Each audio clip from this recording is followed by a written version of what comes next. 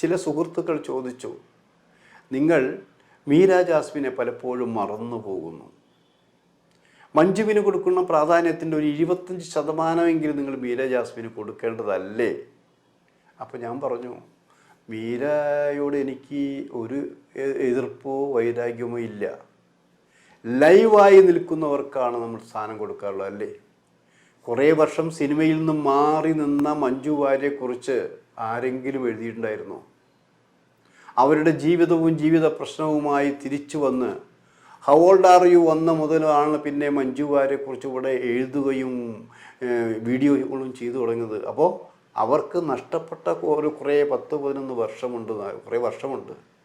ആ വർഷത്തിൽ അവർക്ക് എന്ത് സംഭവിച്ചു എന്ന് ആരും ചിന്തിച്ചിട്ടില്ല.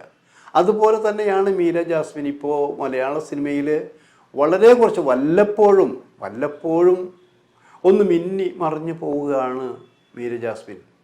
അവരെക്കുറിച്ച് പറയാൻ വേറെ ഒന്നുമില്ല. അങ്ങനെ സിനിമയിൽ വരുമ്പോൾ നമുക്ക് പറയുന്നതല്ലേ നന്നായിരിക്കുക.